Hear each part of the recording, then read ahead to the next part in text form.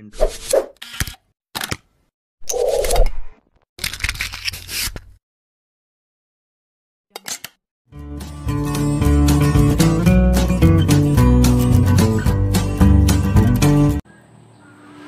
Bismillahirrahmanirrahim. Assalamualaikum warahmatullahi wabarakatuh. Perkenalkan, kami dari kelompok 3 kelas A program studi ekonomi pembangunan akan mempresentasikan hasil tugas kami untuk mata kuliah sejarah pemikiran ekonomi terkait topik tokoh-tokoh pemikiran ekonomi klasik. Sebelum itu kami akan memperkenalkan anggota kelompok kami. Dimulai dari saya sendiri. Perkenalkan, saya Febriani dengan NIM 19961400013 dan anggota selanjutnya. Perkenalkan, nama saya Analisa Febriani dengan NIM 199614000. Anis Nur Amirah, NIM 19961411019. Perkenalkan, nama saya Nur Wulansari dengan NIM 19961411021. Materi pertama yakni pemikiran ekonomi klasik. Pemikiran ekonomi klasik bisa dianggap sebagai dasar munculnya ekonomi kapitalis. Periode klasik dalam ekonomi dimulai sejak terbitnya buku Adam Smith yang berjudul The Wealth of Nations. Ekonomi klasik menyatakan bahwa pasar bebas akan mengatur dirinya sendiri jika tidak ada campur tangan dari pihak apapun. Adam Smith menyebutnya dalam metafora tangan tak terlihat yang akan menggerakkan pasar menuju keseimbangan alami tanpa adanya campur tangan dari luar. Adam Smith pada dasarnya, pemikiran ekonomi aliran klasik menganjurkan kebebasan alamiah, kepentingan diri, dan persaingan. Adapun beberapa tokoh lain yang mendukung pemikiran Adam Smith adalah Thomas Robert Malthus, David Ricardo, Jean-Baptiste Say, dan Johann S. Mill. Yang pertama yakni pemikiran Thomas Robert Malthus. Setelah Adam Smith, Thomas Malthus dianggap sebagai pemikiran ekonomi yang sangat berjasa dalam perkembangan pemikiran-pemikiran ekonomi. Thomas Robert Malthus dilahirkan pada tahun 1766 dan meninggal pada tahun 1834. Malthus merupakan seorang ilmuwan di bidang teknologi yang kemudian memusatkan perhatiannya pada masalah ekonomi dalam perkembangan masyarakat. Latar belakang ide Malthus ialah saat situasi Inggris pada akhir abad ke-18, di mana pertumbuhan penduduk sudah tidak dapat didukung oleh tanah yang ada untuk menyediakan bahan makanan, banyaknya pengangguran, kemiskinan, penyakit, dan pemogokan. Teori Thomas Robert Malthus. Yang pertama, bagian yang paling penting dalam pola dasar pemikiran Malthus dan kerangka analisa-analisisnya ialah menyangkut teori tentang sewa tanah dan teori tentang kependudukan. Dengan bukunya yang berjudul An Essay on the Principle of Population. Yang kedua, teori Malthus pada dasarnya sederhana.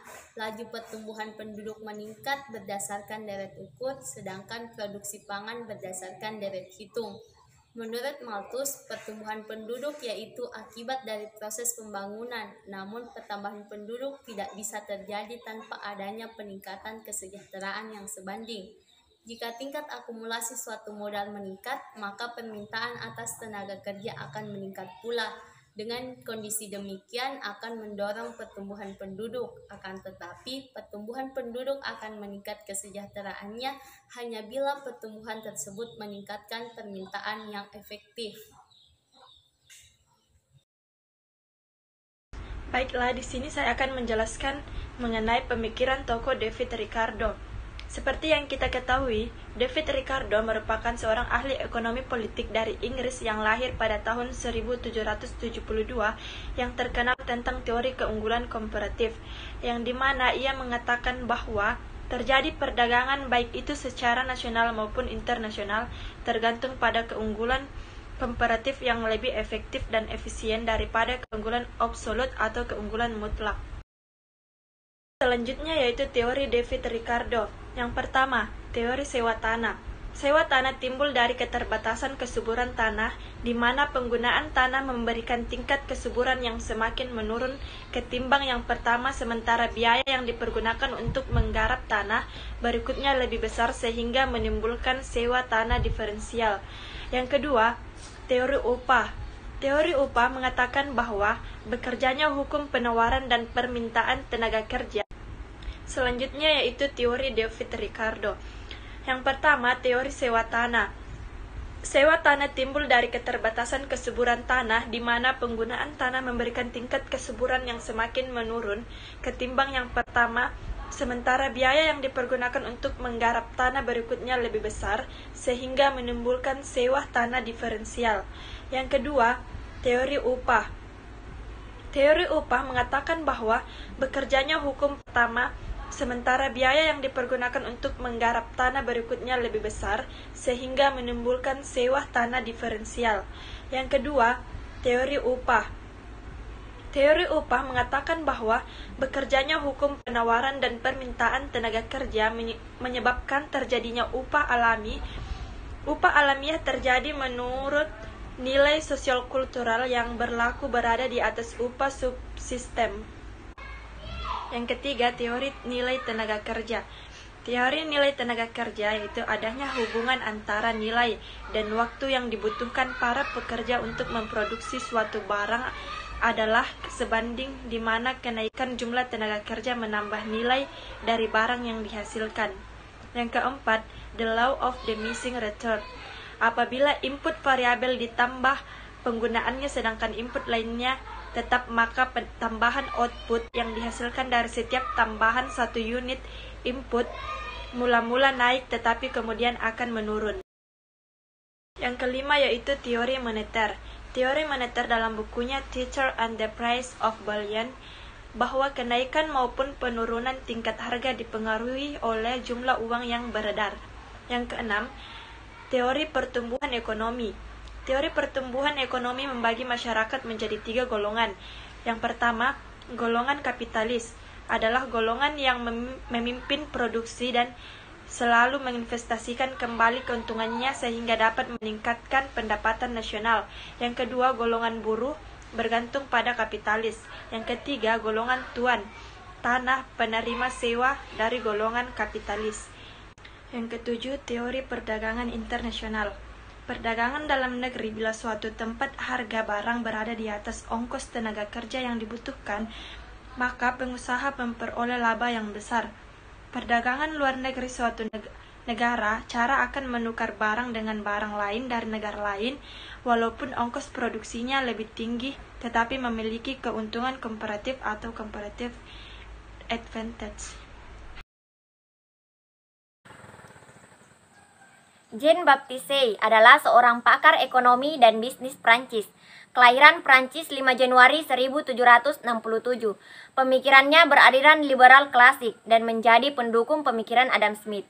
Say dikenal sebagai penggagas hukum Say yang menyatakan bahwa penawaran agregat menciptakan permintaan agregat, penawaran menciptakan permintaannya sendiri, dan penawaran mencerminkan permintaannya sendiri.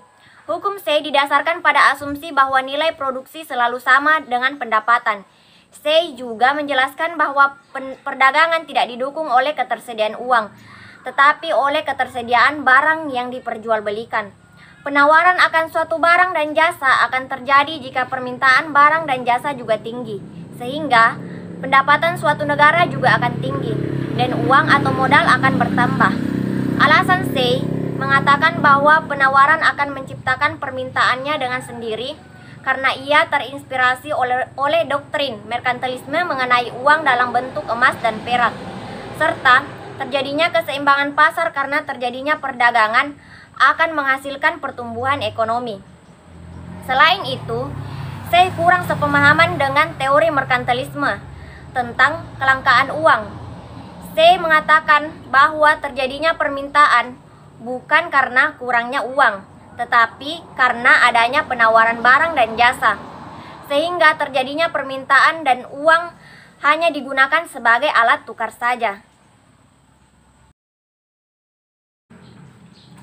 Adapun teori dari Jean-Baptiste Say, di mana menurut Say, dalam perekonomian bebas atau liberal tidak akan terjadi produksi berlebihan atau overproduction yang sifatnya menyeluruh. Begitu juga dengan pengangguran total tidak akan terjadi. Namun, yang mungkin terjadi menurut Say ialah kelebihan produksi yang sifatnya sektoral dan juga pengangguran yang sifatnya terbatas atau pengangguran friksi. Selanjutnya, saya akan menjelaskan tentang teori John Stuart Mill. 1. The New Real Capital dibayarkan pada pekerja yang akhirnya upah tersebut dibelanjakan oleh para pekerja untuk kebutuhan konsumsi. Yang kedua, pertumbuhan ekonomi. Keadaan stationary merupakan keadaan yang diinginkan karena memungkinkan diadakannya social reformis dan pemerataan. Yang ketiga, supply and demand. Harga pasar ditentukan oleh kekuatan antara penawaran dan permintaan. Yang keempat, laissez-faire. Fungsi pemerintah yang diperlukan menarik pajak, perlindungan hak milik, proteksi konsumen, pendidikan umum, dan perlindungan. Yang kelima, teori dana dan upah. Tinggi rendahnya upah tergantung pada dana yang ada dan juga jumlah pekerja yang dipekerjakan. Agar upah naik, pemilik modal harus menurunkan standar hidupnya sehingga kelebihan uang akan mengalir ke pekerja dengan asumsi jumlah pekerja tetap.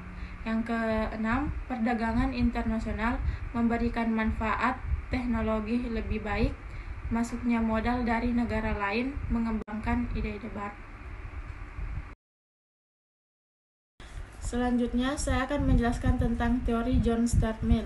1. The New Real Capital dibayarkan pada pekerja yang akhirnya upah tersebut dibelanjakan oleh para pekerja untuk kebutuhan konsumsi. Yang kedua, pertumbuhan ekonomi. Keadaan stationary merupakan keadaan yang diinginkan karena memungkinkan diadakannya social reformis dan pemerataan. Yang ketiga, supply and demand. Harga pasar ditentukan oleh kekuatan antara penawaran dan permintaan. Yang keempat, laissez-faire. Fungsi pemerintah yang diperlukan menarik pajak, perlindungan hak milik, proteksi konsumen, pendidikan umum, dan perlindungan. Yang kelima, teori dana dan upah. Tinggi rendahnya upah tergantung pada dana yang ada dan juga jumlah pekerja yang dipekerjakan. Agar upah naik, pemilik modal harus menurunkan standar hidupnya sehingga kelebihan uang akan mengalir ke pekerja dengan asumsi jumlah pekerja tetap. Yang keenam, perdagangan internasional memberikan manfaat teknologi lebih baik, masuknya modal dari negara lain mengembangkan ide-ide baru. Ya, demikianlah materi yang dapat kami paparkan. Semoga apa yang kami sampaikan dapat bermanfaat dan menambah pengetahuan kita semua. Apabila terdapat kesalahan dan kekurangan, mohon dimaafkan. Akhir kata, wabillahi taufiq wal hidayah. Wassalamualaikum warahmatullahi wabarakatuh. Sekian dan terima kasih.